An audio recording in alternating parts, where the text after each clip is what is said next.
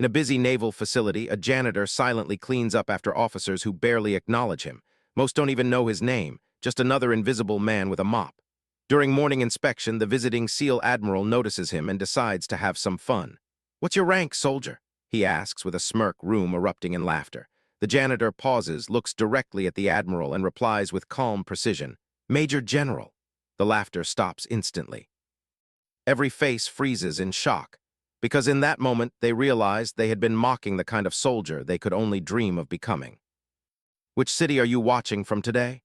If this story of hidden greatness resonates with you, subscribe for more tales of extraordinary people hiding in plain sight. The mop moved in rhythmic precision across the polished floor, guided by weathered hands that knew every crack and corner of the Naval Special Warfare Command facility. Thorne Calloway worked in the pre-dawn silence, his movements mechanical yet purposeful. Outside, the Virginia sky remained dark, but inside, fluorescent lights illuminated empty corridors where men of power would soon walk without noticing him. He preferred these hours before the facility filled with naval officers who looked through him rather than at him, before the weight of invisibility settled on his shoulders for another day. A door opened at the far end of the hallway. Commander Ellis emerged, already dressed in crisp uniform despite the early hour. He walked directly through the section Thorne had just cleaned, leaving wet footprints across the polished surface. "Morning," Thorne said, the greeting more habit than expectation. Commander Ellis glanced up from his phone, eyes passing over Thorne without recognition, and continued walking. No response, not even the courtesy of acknowledgement. Thorne returned to his work, adjusting his path to recapture the sullied floor section. His reflection gazed back at him from the polished surface. Gray hair cropped close to his scalp, deep lines around eyes that revealed nothing. Just another aging janitor in standard-issue gray coveralls with maintenance embroidered above the pocket, invisible by design.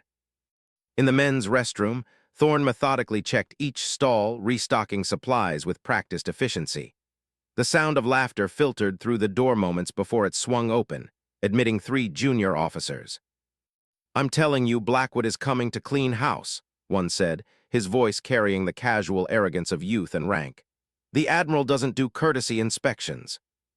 "Promotion opportunities," another replied, adjusting his uniform in the mirror without acknowledging Thorne's presence. "Career maker if you catch his eye." The third officer nudged his companion, finally noticing Thorne. "Speaking of cleaning house," he smirked, "our friend here might need extra supplies. Heard Blackwood makes people scrub toilets with toothbrushes if they fail inspection." Laughter rippled between them as Thorne continued working, face impassive. When they left, he approached the mirror they'd been using and noticed fresh graffiti etched into its corner. "Janitors, yesterday's failed heroes." His expression remained unchanged as he reached for cleaning solution, but his movements became more deliberate, more precise. He removed all traces of the etched words, his reflection staring back at him with eyes that revealed nothing of the thoughts behind them. By 6 a.m., the facility hummed with activity.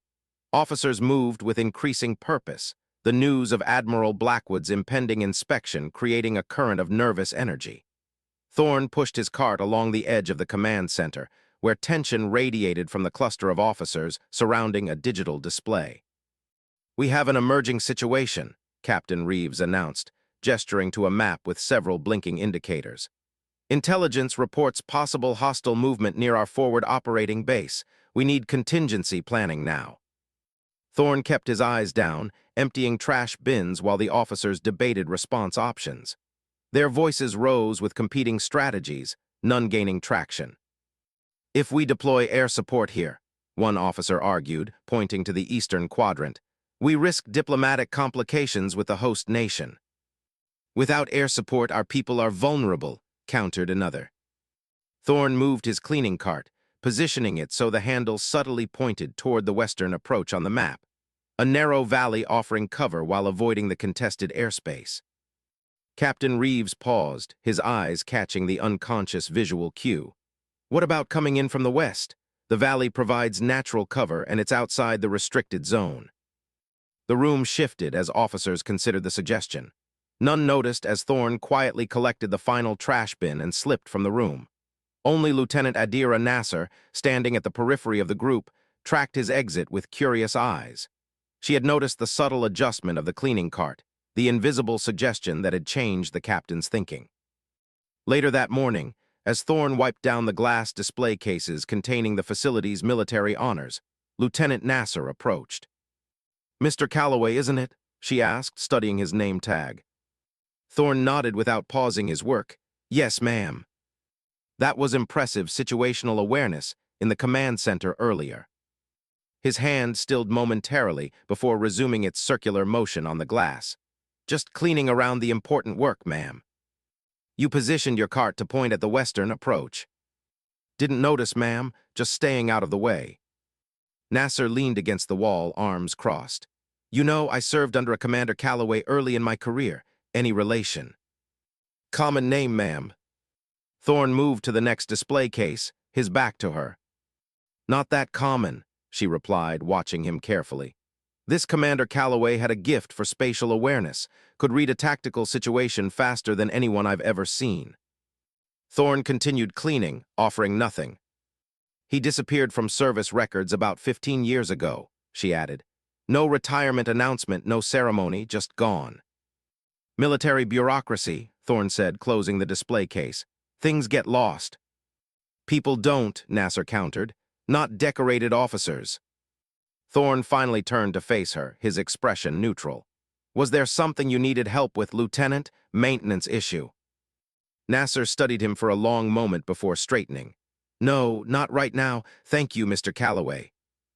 She walked away, but Thorne knew the encounter wasn't over. Questions once asked rarely disappeared on their own, particularly from officers with sharp eyes and sharper minds. The sun had set by the time Thorne walked the 3 blocks from the facility to the modest apartment building he called home. His shoulders, rigidly straight inside the facility, now carried the genuine weight of long hours and physical labor. He climbed the stairs to the 3rd floor, listening for the familiar sounds of his son before even opening the door. Inside, Emery sat at the kitchen table, surrounded by textbooks and notepads filled with complex equations. At 17, he had his mother's intelligent eyes and analytical mind. The boy looked up as Thorne entered, offering a quick smile before returning to his work. "Advanced physics again?" Thorne asked, moving to the refrigerator. "Quantum mechanics," Emery corrected. "Mrs. Lenworth thinks I should apply for the summer program at MIT." Thorne nodded, pride briefly softening his weathered features. "You should need family history for this other project," Emery said, gesturing to a separate folder. "Military service specifically. Mrs. Lenworth wants to recognize Veterans Day with a display about families with service traditions." Thorne kept his back to his son as he removed ingredients for dinner. "Tell her we don't have any." "Everyone has something," Emery pressed. "Grandparents, great-grandparents, even Zane's anti-war family had a conscientious objector they could write about." "Not everyone," Thorne responded, his tone ending the conversation. They ate dinner with the practiced conversation of people who share space but guard secrets. Emery discussed school, his upcoming college applications, the physics competition his team had entered. Thorne listened, offering encouragement and practical advice while revealing nothing of his own day. After dinner, while Thorne washed dishes, Emery entered his father's bedroom to borrow a calculator from the desk drawer. As he rummaged through the neatly organized contents, his fingers brushed against a frame lying face down at the back of the drawer. Curious, he withdrew it, a military photograph, partially obscured by a service award citation.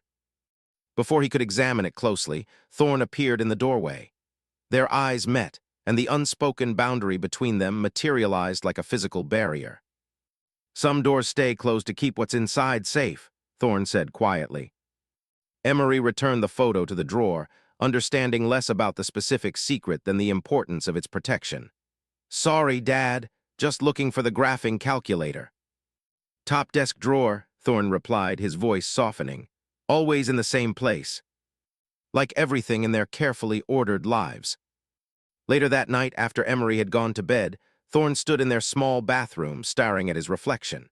He removed his shirt, revealing a torso mapped with scars, some surgical, others jagged and traumatic.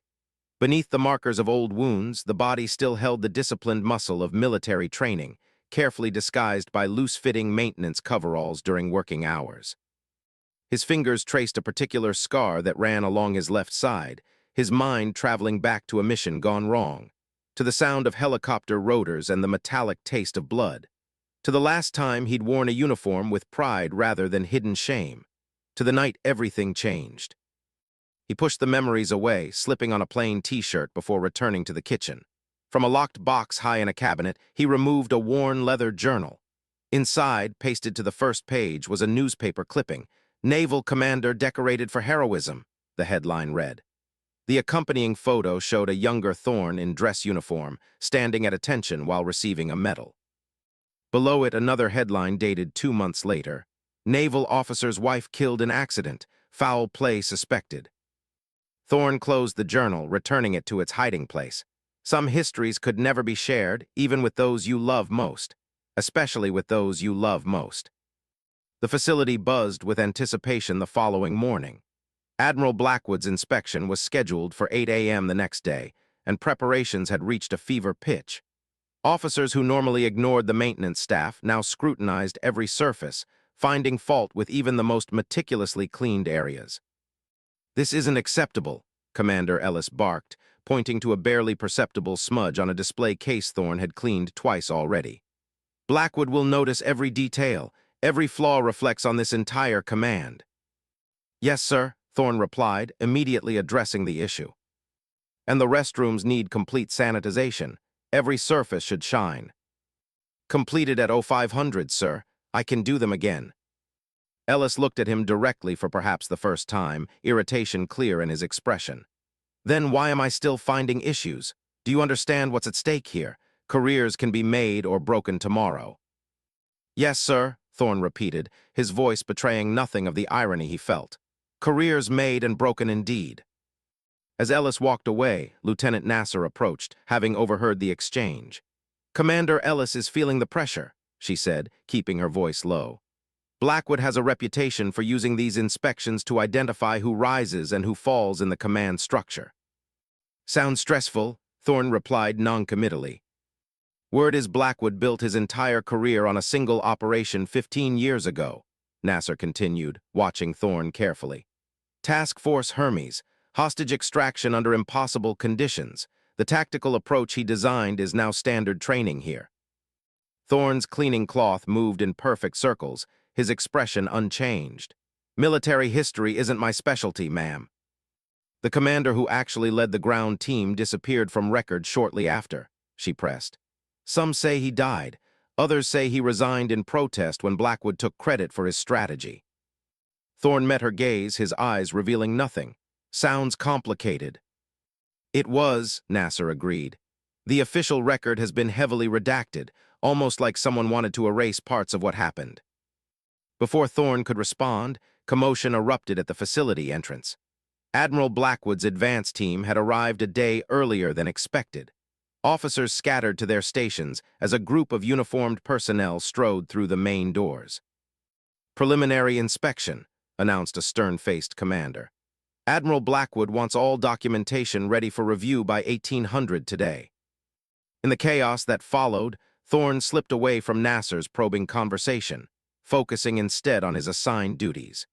He worked methodically through the afternoon, avoiding areas where Blackwood's team conducted their preliminary assessment.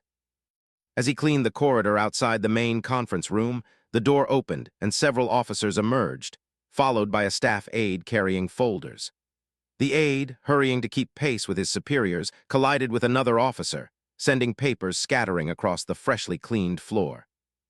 "Damn it," the aide muttered, dropping to his knees to gather the documents. Thorne immediately moved to help, collecting papers with efficient movements. As he reached for a particular folder, the label caught his eye. "Operation Hermes Fall Classified." His hand hesitated for a fraction of a second, an almost imperceptible break in his rhythm. But it was long enough for the sharp-eyed Lieutenant Nasser, passing by, to notice the disruption in his usually fluid movements. "Thank you," the aide said, taking the folder from Thorne's outstretched hand without noticing his momentary pause. Thorne nodded, returning to his mop as the corridor cleared. But the image of that folder remained, bringing with it memories he had spent 15 years suppressing. The operation that had cost him everything, the mission that had forced him to become invisible, the day that changed his life forever. This account was presented to you by the veteran's voice. Before we finish today, here's our question. Have you ever encountered someone who never requested acknowledgement but earned more than everybody else? Share in the comments what they represented to you and how you recall them. And if you believe accounts like this deserve to be shared, press that subscribe button to support our channel. We'll meet you in the next one.